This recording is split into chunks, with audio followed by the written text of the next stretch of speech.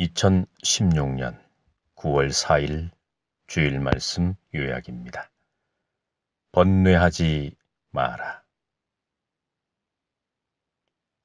사람이 살아가면서 번뇌하지 않을 수는 없습니다. 누구나 다 이 땅에 태어나서 흙으로 돌아가는 날까지 번뇌하는 삶을 살아가게 됩니다.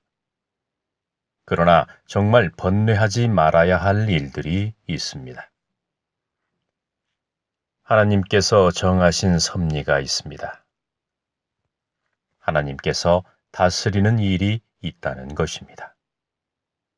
사람이 하는 일이 있고 하나님이 하시는 일이 있습니다. 자신이 하는 일에 있어서는 스스로 번뇌할 수 있습니다.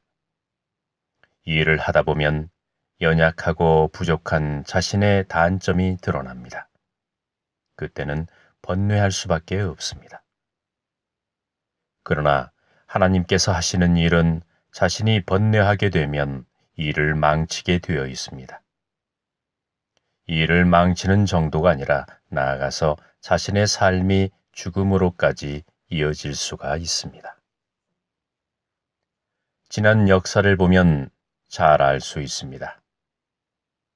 사울은 어느 날부터 번뇌하기 시작합니다. 왜 번뇌를 했을까? 하나님이 하시는 일에 자신의 잘못된 생각이 들어갔고 결국 믿음을 지키지 못합니다. 그렇게 되면 하나님의 은혜가 떠납니다. 하나님의 은혜를 받을 수 없습니다. 다른 말로 하나님의 신이 떠나게 된다는 뜻입니다. 하나님의 은혜란 쉽게 표현하면 사랑입니다. 사람은 반드시 사랑을 먹고 살아야 합니다. 그런데 사랑을 먹지 못하면 인생이 고달파집니다. 그냥 한 끼를 굶는 배고픔의 고통이 아니라 살 수 없는 너무나 배가 고파서 죽음에 임박하는 고통을 느낄 수 있습니다. 사울은 하나님의 일을 믿어주어야 합니다. 사무엘 선지자가 하는 일을 다 믿어주어야 하는데 믿어주지 못합니다. 사무엘 선지자의 말을 듣지 않았다는 뜻입니다. 사울은 평범한 인생에서 뽑힘을 받아 왕으로 등극했습니다. 그리고 하나님을 섬기는 삶을 살아가게 됩니다. 하나님으로부터 말씀을 받을 수는 없었지만 사무엘 선지자를 통해서 하나님의 말씀의 은혜를 느끼며 살아가는 사울이었습니다. 그러면 사울은 사무엘의 선지자에게 부족과 모순과 흠이 있다 할지라도 끝까지 믿어주고 사무엘 선지자가 하는 일을 도와주어야 합니다. 왕으로서 후원을 해주어야 합니다. 그런데 마음으로 사무엘 선지자를 대적하기 시작합니다. 왕이 제사장의 직분과 마음을 가지고 제사를 드렸다는 것은 엄청난 사건입니다.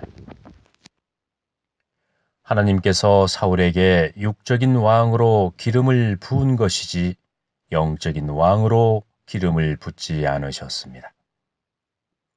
사무엘 선지자는 영적으로 제사장이었고 사울은 육적인 제사장이었습니다. 사무엘 선지자 자리에 자신이 앉아버린 것입니다. 앉지 말아야 할 자리에 앉아서 제사를 주관해버린 것입니다.